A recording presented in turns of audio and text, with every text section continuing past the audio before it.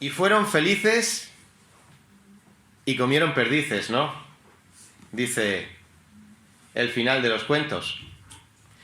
Bueno, pues en el 2016, un grupo de investigadoras británicas de la universidad presentaron un estudio en el que, con la ayuda de casi 5.000 voluntarios, estuvieron investigando o pretendieron averiguar cuáles son los secretos para un matrimonio feliz. ¿Cuál es el secreto para un matrimonio exitoso?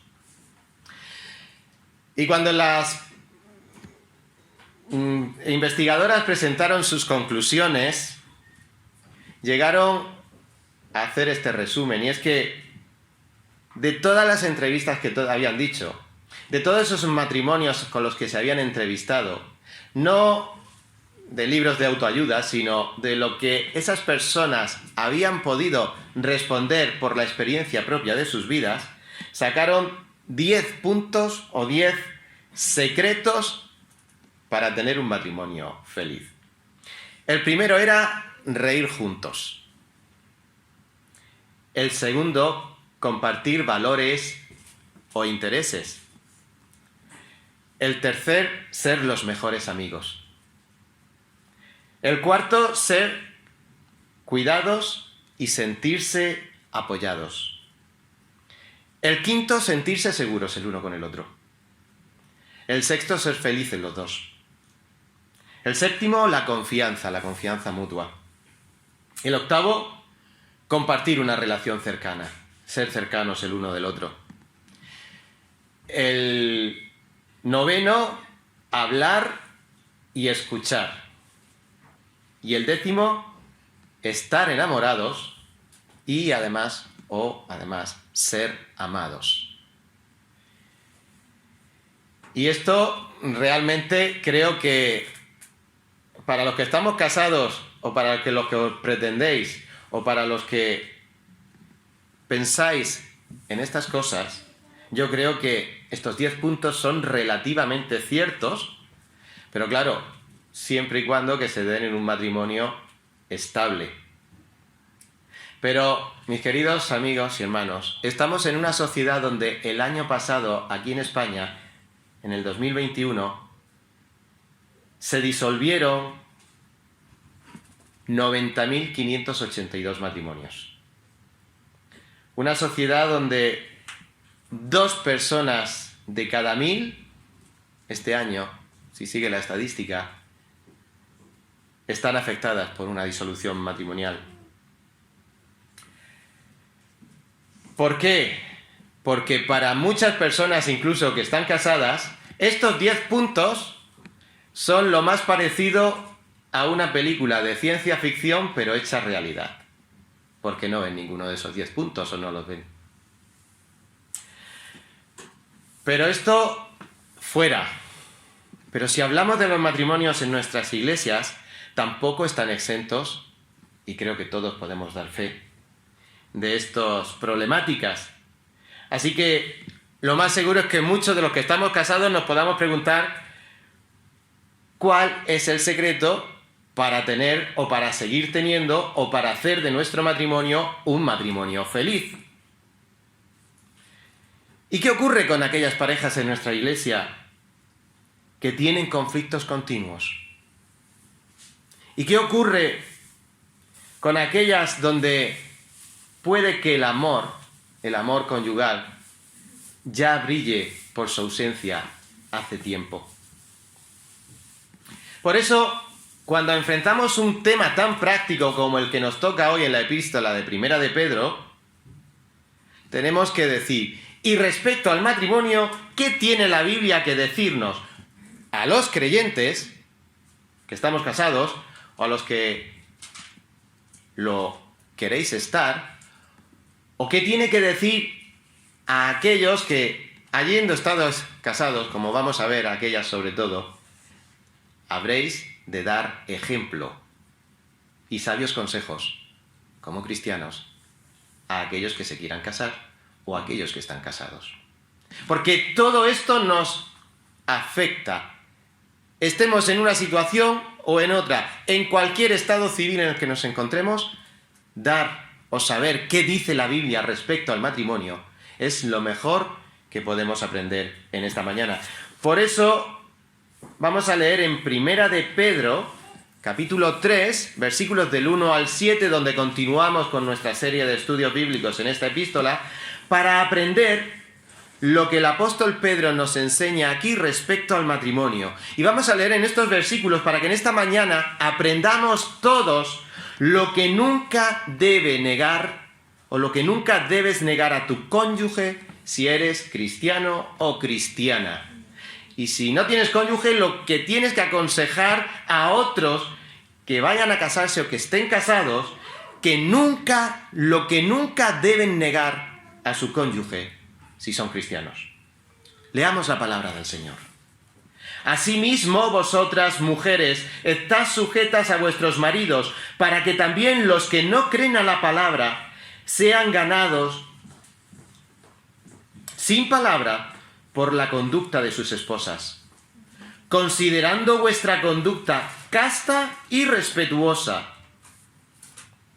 Vuestro atavío no sea el externo, de peinados ostentosos, de adornos de oro o de vestidos lujosos, sino el interno, el del corazón, en el incorruptible ornato de un espíritu afable y apacible que es de grande estima delante de Dios.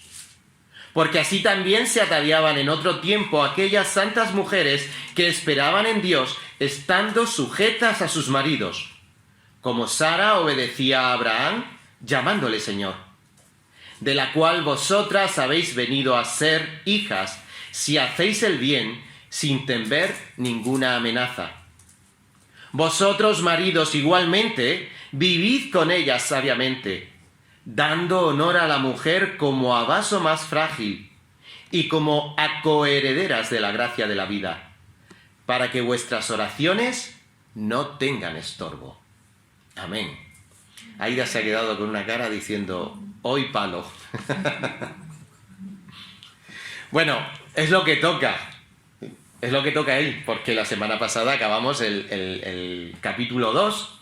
Pero para hacer un poco de contexto y saber por qué este texto está hoy y nos toca, en las 2 últimas semanas hemos estado considerando de la buena conducta pública que el creyente tiene que tener de manera imprescindible, porque estamos dando testimonio a los incrédulos y esto es para la gloria de Dios.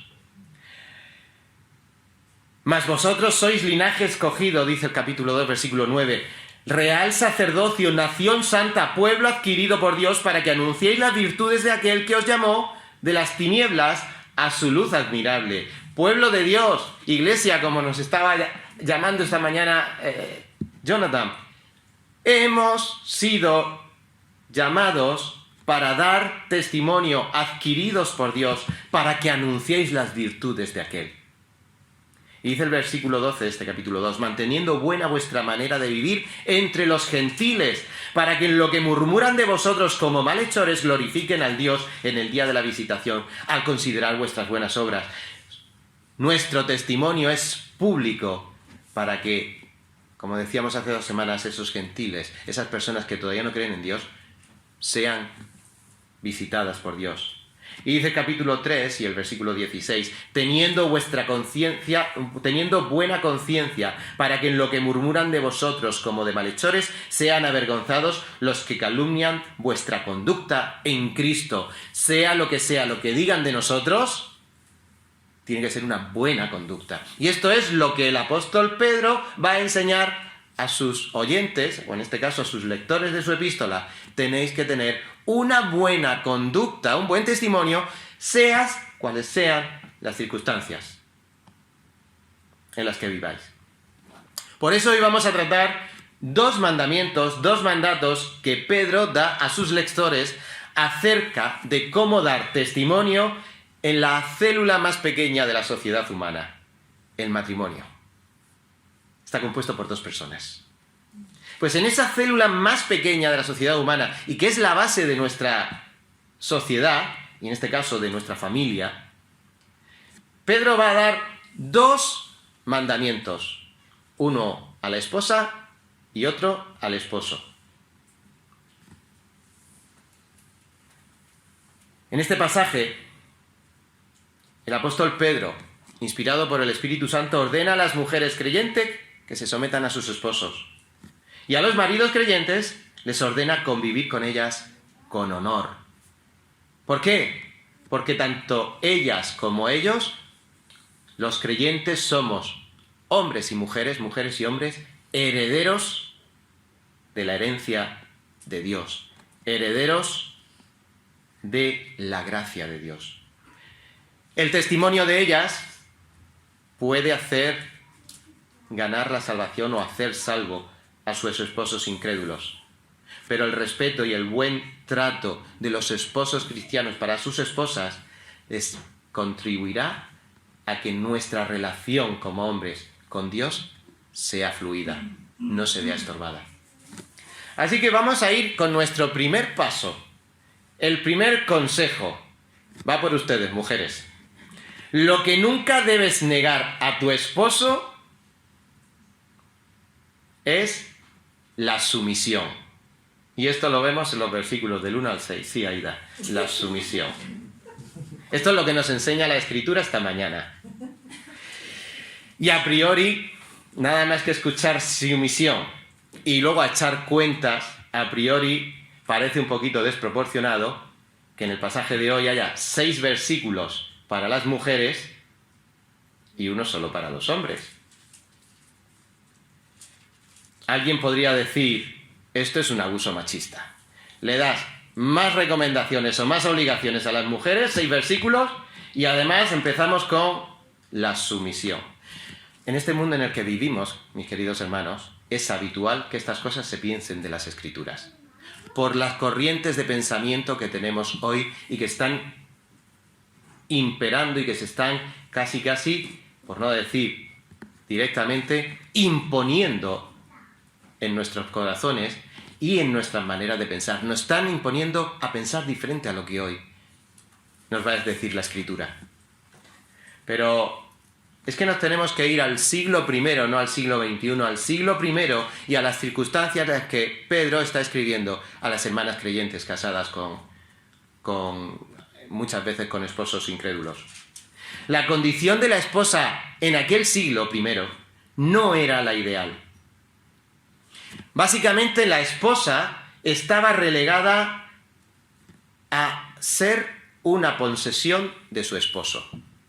Y en el mejor de los casos, como se decía aquí antiguamente, con la pata quebrada y en casa, es decir, la misión de la esposa tenía que ser en su hogar, para cuidar de su hogar, para cuidar de sus hijos y complacer al esposo. Nada más hacían las esposas en aquella época. Y Pedro era consciente de que además la esposa estaba obligada a tener la misma religión que su esposo. Si un esposo se convertía en cristiano, era de esperar que la esposa socialmente también se viera obligada a profesar el cristianismo. Pero cuando ocurría lo contrario, si era la esposa la que se hacía cristiana, ella tenía la obligación de tener la misma religión que su esposo. Y entonces, en el caso de esposos paganos, esto era interpretado como una acción de rebeldía de la esposa que contraía serios o fuertes conflictos en el hogar y en ese matrimonio. Por eso Pedro era consciente de que esto se estaba dando en la vida de muchas santas mujeres cristianas y que estaban teniendo estos problemas en su matrimonio, y él les dice, os voy a dar 6 versículos para que podáis lidiar con esto y seguir siendo sabias y seguir siendo cristianas fieles al Dios que os ha salvado. Por esta razón, y con el fin de mitigar estas dolorosas consecuencias de la nueva fe de ellas, es que Pedro les da las instrucciones particulares de cómo dar testimonio a sus esposos incrédulos. ¿Y qué les da? Un mandamiento. No es una opción, esposas. Es un mandamiento. Y hemos leído en el versículo 1. Asimismo, vosotras, mujeres, estad sujetas. El verbo sujetar es muy fuerte. El verbo sujetar literalmente quería decir y quiere decir bajar la cabeza, estar bajo rango, bajo otra autoridad. Bajar la cabeza. Y hoy día esto no se puede decir sin que alguien te diga machista. Lo está diciendo Pedro por el Espíritu Santo. El mandamiento que está dando es estás sujetas. Y en el verbo sujetar, evidentemente, o en esta acción de sujetar, tiene que haber dos partes. Una, que es la que tiene que bajar la cabeza, la que está bajo autoridad. Pero eso también nos enseña la Biblia quién estuvo sujeto. Y nos enseña que, por ejemplo, los hijos a los padres. En Lucas capítulo 2, versículo 51, después de esa situación en la que el Señor Jesús, de niño, 12 años, estuvo fuera 3 días de su hogar y estaba ahí en el templo, nos dice que cuando sus padres seguramente le regañaran por el susto y se lo llevaron ya a casa, nos dice que Jesús descendió con ellos y volvió a Nazaret y estaba sujeto a ellos. Es el mismo verbo. Estaba obediente a ellos. Era lo que correspondía como hijo hacia sus padres. Pero también el Nuevo Testamento una y otra vez nos va a enseñar esto que esta mañana nos tiene que quedar muy claro. Las esposas también están sujetas a sus maridos. Las casadas estén sujetas a sus propios maridos como al Señor. Estamos hablando de una obligación, de una ordenanza para las esposas cristianas. Sí, pues estás sujetas, y en Efesios capítulo 5, versículo 22, el apóstol Pablo le dice, estás sujetas a vuestros esposos, pero sois cristianas, ¿verdad? Como al Señor. ¿Estáis sujetas al Señor? Pues el Señor os dice que en sujeción a mí, estad sujetas a vuestros esposos. Ya, pero es que hay esposos y esposos. Vamos a ver lo que dice la palabra de Dios al respecto. Pero si esa es una parte, que es la que tiene que estar con sujeción, la otra es aquella que detenta el control o el mando. Y en este caso, también la Escritura nos enseña que de forma absoluta y en un mundo futuro, este va a ser el Señor Jesucristo.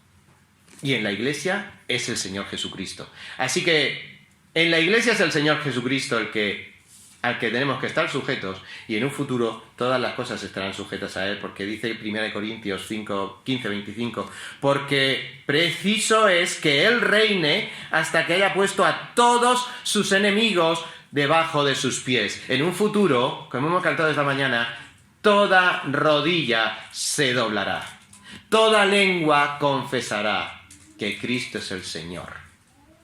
Pero aquí en la Iglesia también, Efesios 1:22 nos tiene que recordar el apóstol Pablo, y sometió todas las cosas bajo sus pies. Dios sometió todas las cosas bajo los pies de Cristo y lo dio por cabeza sobre todas las cosas a la Iglesia. Y ahí está Cristo, que es el que detenta, el que tiene el poder, el orden. A Él tenemos que estar sometidos. Y esto es lo que está enseñando a lo largo de este capítulo 2 y ahora el capítulo 3, el apóstol Pedro.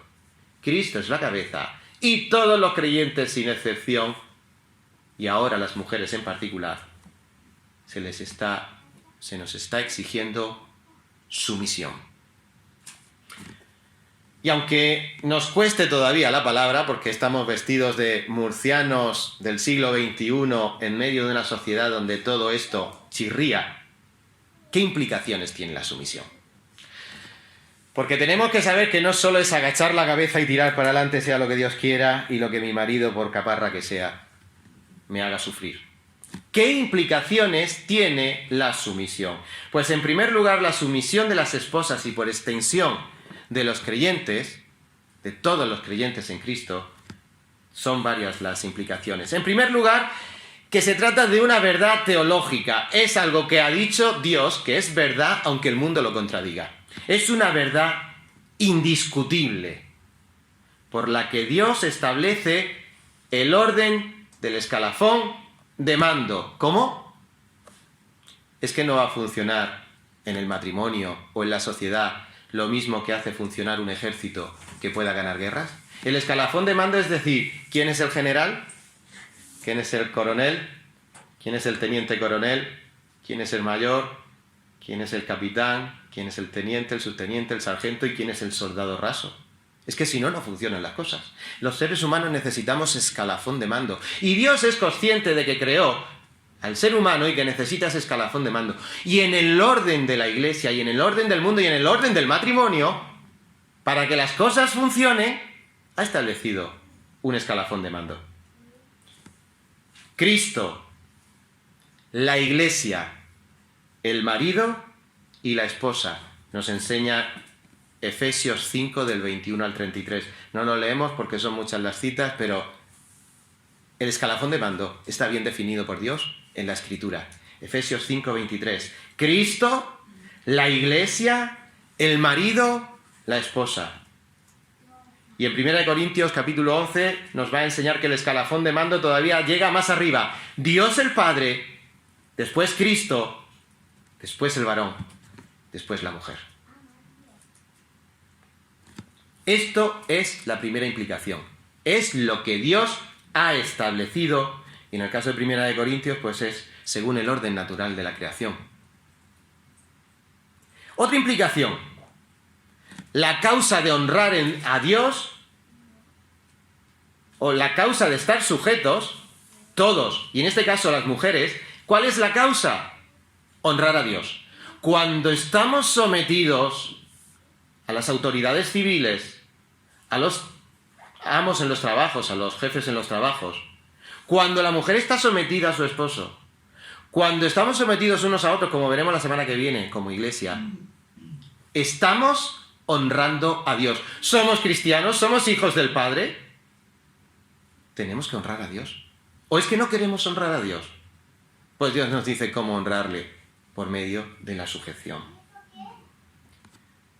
Estad sujetas a vuestros maridos como conviene al Señor, nos dice Colosenses 3:18.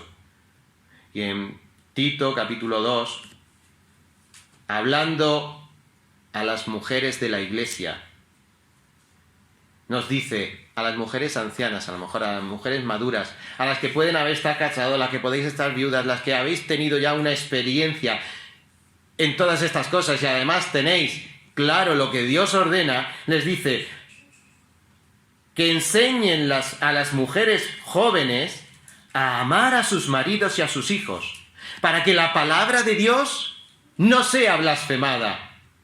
Cuando no existe esta obediencia, este sometimiento, la palabra de Dios es blasfemada. Por eso la segunda implicación es que tenemos que honrar a Dios, que Dios tiene que ser honrado y no blasfemado. Otra implicación, la esposa, y esto es duro, tiene que estar sujeta a su esposo, sea cuales fueren las circunstancias de su matrimonio. Y esto lo dirás, es más fácil decirlo que hacerlo. Pero aquí el apóstol Pedro estaba hablando a mujeres que estaban casadas con hombres inconversos. Y la opción no era romper el matrimonio. Hermanas, en principio no se contempla la opción, según esta recomendación o esta orden de Pedro. Estáis sujetas, aunque ya no lo améis, aunque ya no los ame. O como en aquella época que los matrimonios de conveniencia no había existido nunca el amor, pero era un matrimonio establecido en aquella sociedad y las mujeres que se habían convertido a Cristo tenían que honrar y respetar a sus esposos. Es lo mismo que nos han enseñado en el capítulo anterior. Dice el versículo 17, honrad al rey. Ay, si tú conocieras a mi marido, menos. Pero aquí el apóstol Pedro les acaba de decir a todos, honrad al rey. ¿Y quién era el rey en aquella época? Nerón, el gran perseguidor de la iglesia. Pues Pedro les está diciendo, honrad al rey, y este rey que os toca ahora es Nerón. Honrad a vuestro esposo, sea quien sea vuestro esposo. Honrad a vuestros amos, les dice a los esclavos creyentes. Y incluso a los amos, a Nerón, al esposo, para todos, ¿vale? Difíciles de soportar, nos decía el versículo 18 de la semana pasada. A los difíciles de soportar, y la palabrita aquí es literalmente a los torcidos o a los retorcidos. De ahí viene la palabra griega escoliosis que utilizamos para cuando tenemos la espalda torcida o retorcida. Incluso a los más retorcidos. Incluye a los esposos. Otra implicación, y es una implicación también importante que tenemos que saber. A este respecto, no se debe de pasar por alto los límites. Y los límites generales de la convivencia matrimonial los encontramos en el capítulo 7 de Corintios. Cuando haya consentimiento. Si tu esposo o tu esposa incrédulos consienten en vivir contigo, en ese límite tú vive con ellos. Ahí está el límite. Y si no consiente, a paz nos llamó Dios. Pero si consiente vivir contigo a pesar de la fe, él no rompe o ella no rompe ese matrimonio, el límite o la implicación es continuar. También mientras los cónyuges estén en vida. Ese matrimonio, según Romanos capítulo 7, no se rompe, o es un matrimonio mientras los dos vivan. Los dos consienten, los dos viven. Ese matrimonio, aunque sea difícil, Dios lo ha establecido así. Y sobre todo, una implicación muy importante es que prioritario por encima de todo es obedecer a Dios antes que a los hombres. Como nos enseña Hechos capítulo 4, cuando está Pedro y Juan delante del concilio. El concilio de judíos les prohíbe hablar de Cristo en público y ellos dicen, ¿a quién vamos a obedecer antes? ¿A Dios o a los hombres? Vosotros me prohibís hablar de Dios y Dios me obliga, me manda a hablar de Él. ¿A quién voy a obedecer antes? ¿A Dios o a los hombres? La esposa, el esposo no pueden callar porque su cónyuge no creyente les prohíba hablar. No vais a dejar de dar testimonio. Es posible que no podáis hablar con la boca, pero dar testimonio de la palabra de Dios y lo que Dios ha hecho en nosotros, claro que se puede hacer. Claro que lo debemos hacer. Está el límite. ¿A quién voy a obedecer? ¿A Dios o a los hombres? Por supuesto que a Dios. Ahora, ¿qué aplicación tiene para nosotros el ser sumisos? Esposas, esto ahora es para todos los creyentes aquí esta mañana. ¿Qué aplicación tiene? Porque si esto tiene unas implicaciones es para que nosotros podamos ahora saber qué es lo que ocurre. Pues citando a un teólogo, dice respecto a la sumisión, por si alguien ha puesto alguna pega, no implica inferioridad moral, intelectual o espiritual en la familia. El que la esposa sea sumisa, por aplicarlo a nuestro texto, no implica que ella tenga una inferioridad moral o intelectual o espiritual. Como vamos a ver, esa inferioridad no existe entre hombre y mujer. En lugar del trabajo, en la familia o en la sociedad, tenemos que ser sumisos y no somos por ello inferiores. Pero la sumisión, y esto es lo importante, es el diseño de Dios para que las funciones necesarias en la sociedad se puedan cumplir, haya bienestar. Es el diseño de Dios para las funciones necesarias, para el bienestar de la humanidad. El escalafón, para que todo funcione bien, para que un ejército funcione bien, tiene que haber un escalafón de mando. Si no, como se decía, es el ejército de Pancho Villa, cada uno hace lo que quiere. Y vemos que eso no funciona en ningún área de la sociedad. Hermanos, no funciona tampoco en los matrimonios. Y esto lo ha dicho Dios. Ahora, ¿por qué la sumisión? ¿Por qué la sumisión? Hemos visto el mandamiento, estad sumisas. ¿Por qué tengo que estar sumisa? Y en general, hermanos, ¿por qué tenemos que estar sumisos a la sociedad? ¿Por qué tenemos que estar sumisos a los gobernantes? ¿Por qué tenemos que estar sumisos en nuestros trabajos? El buen testimonio de Cristo. Para que sean ganados, en el caso de las esposas. Para que sean ganados, quiere decir para que sean conversos, para que ellos lleguen a ser creyentes.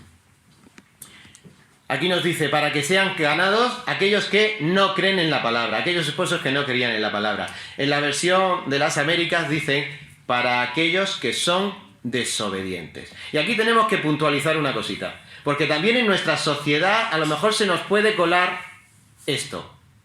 Yo me casé con fulanita o con fulanito, pero no importa porque me respeta mi religión, yo respeto la suya, hay respeto entre todos y convivimos y nos amamos. Bien, eso puede servir para que vean que somos respetuosos o que, gracias a Dios, tenemos un compañero, una compañera respetuosa. Pero lo que está diciendo aquí el apóstol Pedro es que aquellos creyentes casados con inconversos, esos inconversos no solo es que, gracias Señor porque es respetuoso conmigo, son desobedientes. Dios los llama desobedientes. Y no se trata de una diferencia de opiniones sin consecuencias. Aquí no es que tú del Madrid y yo del Barça, sin consecuencias. Aquí se trata de que son desobedientes y trae consecuencias. La desobediencia a la palabra de Dios acarrea ¿qué? La ira de Dios. Romanos 2:5. La desobediencia a la palabra de Dios acarrea su ira. Pero por tu dureza y por tu corazón no arrepentido, atesoras para ti mismo ira para el día de la ira y de la revelación del justo juicio de Dios. Y esta ira, o estas personas incrédulas, dan origen a uno de los textos más tristes de la Biblia. Lo encontramos en Apocalipsis 15, versículo 20.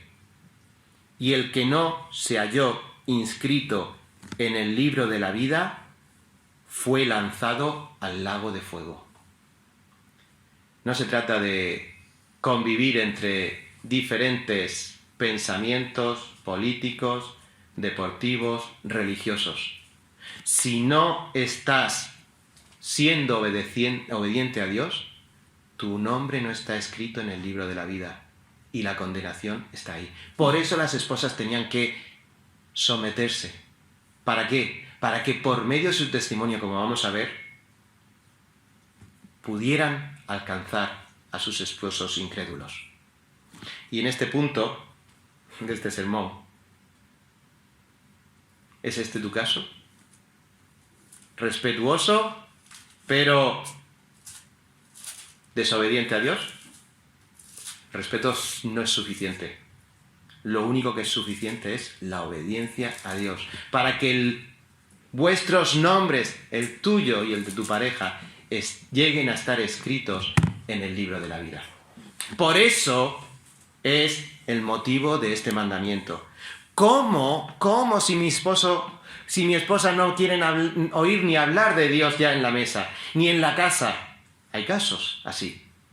¿Cómo cuando ya no puedo hablar abiertamente porque siempre hay algún problema o siempre va a haber alguna discusión?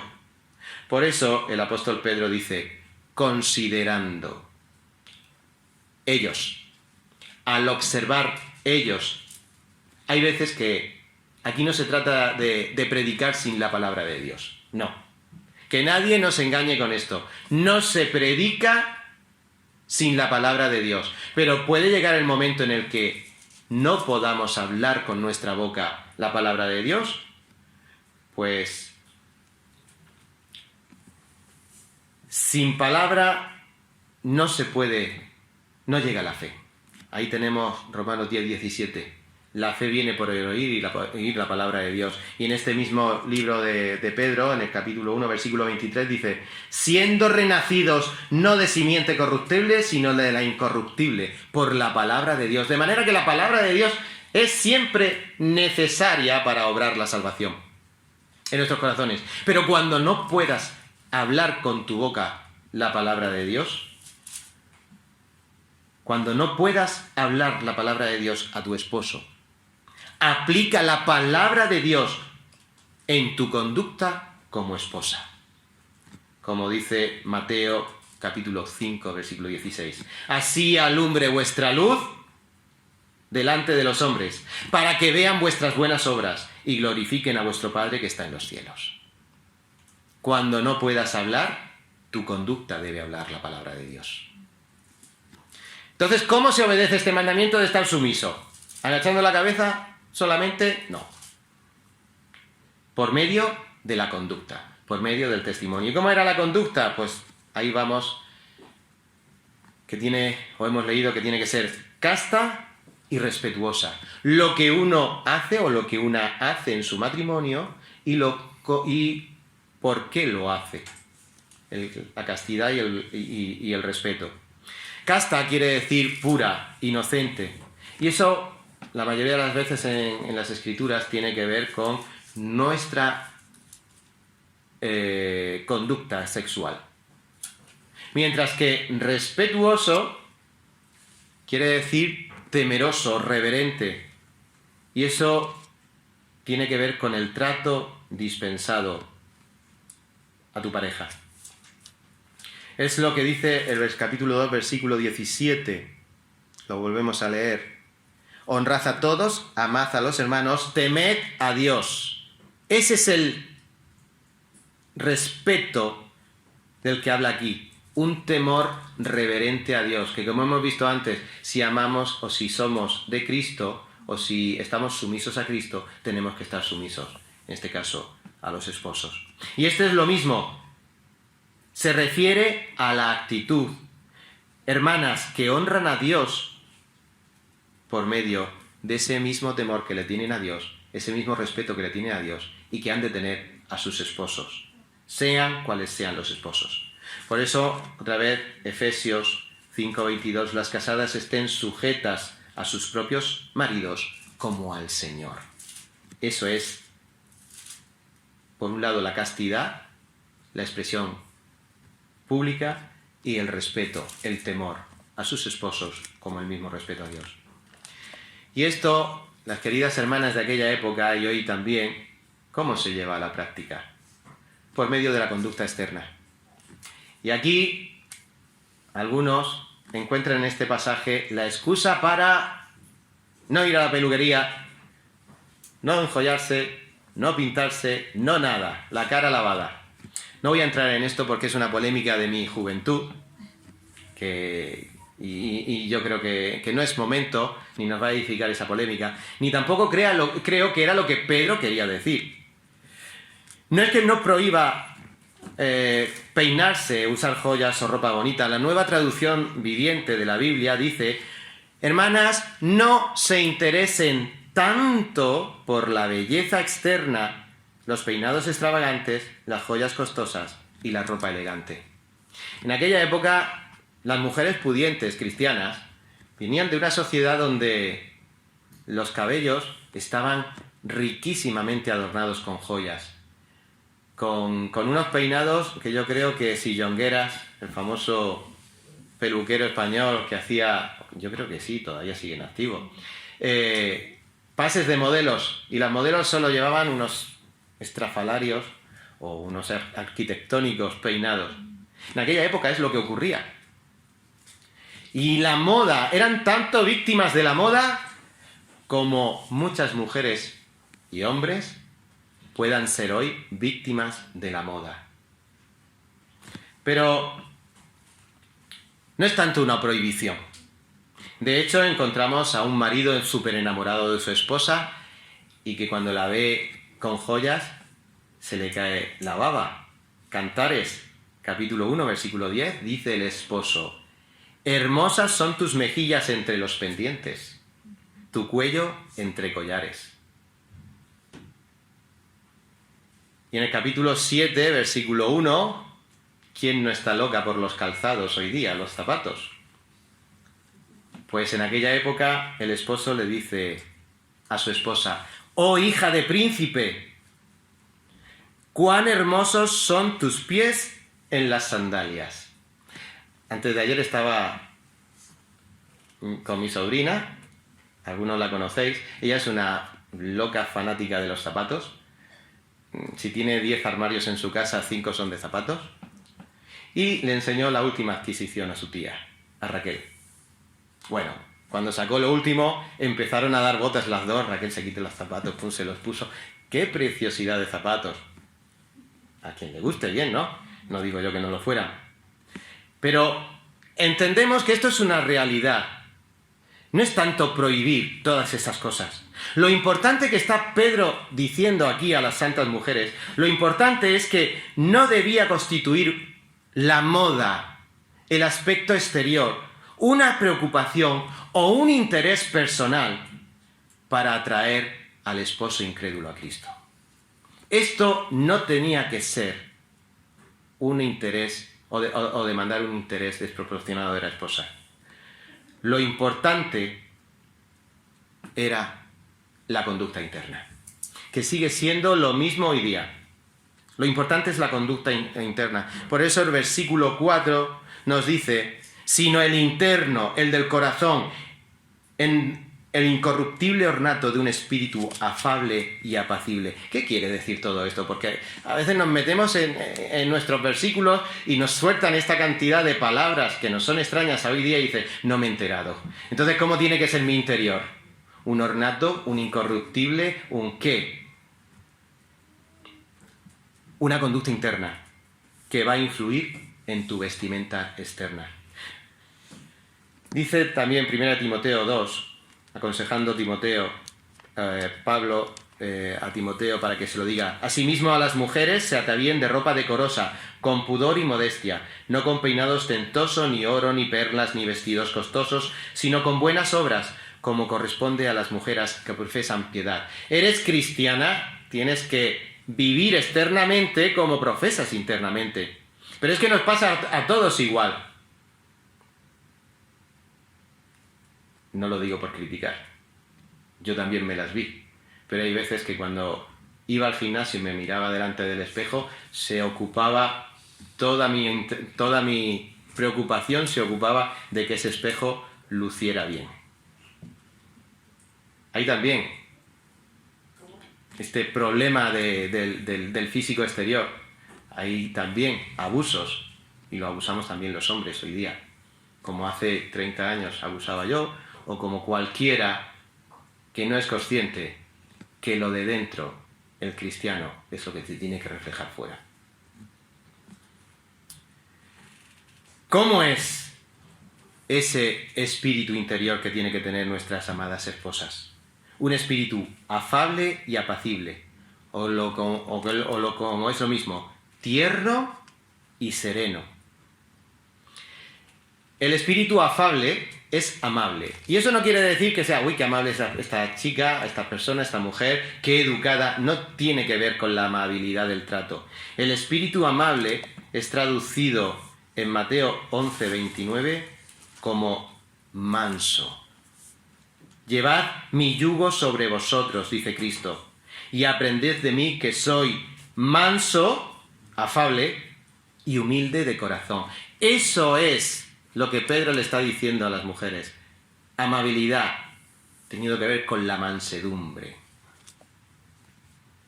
El espíritu apacible, pues, es una consecuencia de una persona que es mansa. El espíritu apacible es tranquilo. Y en 1 Timoteo 2:2 dice, para que vivamos las oraciones, para que viviéramos en la sociedad, orad por nuestros gobernantes, para que vivamos quieta y reposadamente, tranquilamente. Así, con mansedumbre y con tranquilidad. No siendo guerreras. No buscando siempre la contienda. A eso se refería Pedro.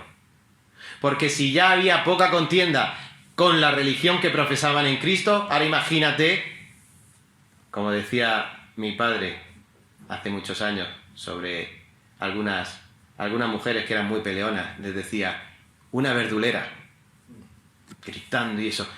¿Y te imaginas a una mujer que quiera defender su fe en Cristo siendo una verdulera, una arrabalera, una persona que siempre está gritando y peleando? ¿Verdad que no casa? Pues eso es lo que le estaba Pedro enseñando a las mujeres. Si no podéis hablar, que vuestra conducta hable por vosotras. Y para terminar, en el incorruptible ornato.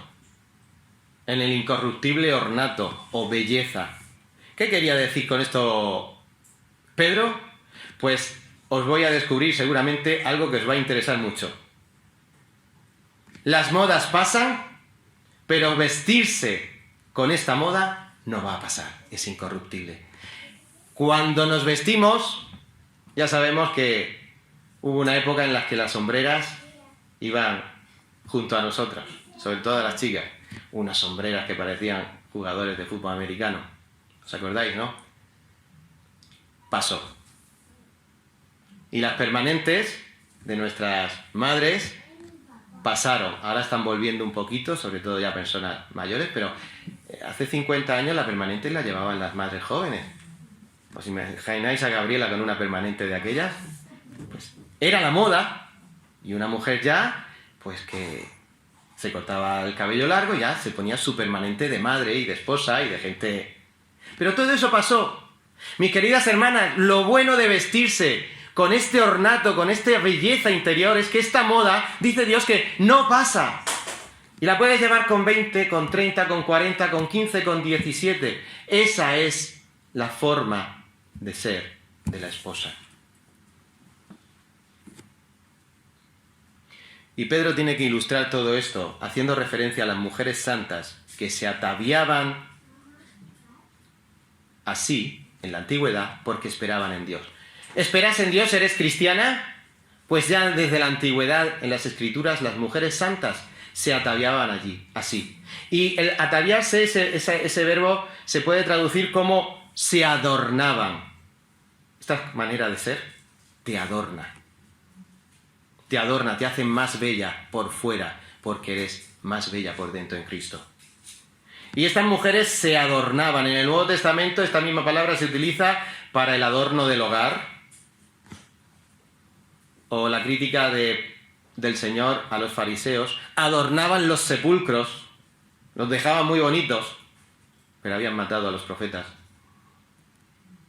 Las piedras bellas del templo que adornaban el templo, grandes piedras que hacían el templo.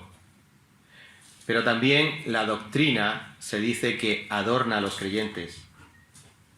Entonces, en Apocalipsis también nos enseña que la novia, la iglesia, se adorna, se embellece ¿para quién? Para Cristo. Pues estas santas mujeres se adornaban porque temían a Dios. Se ponían bellas así. Pero paradójicamente, si quieres realmente estar bonita para tu esposo, esto que hicieron aquellas mujeres entonces es lo mismo que Pedro nos enseña esta mañana.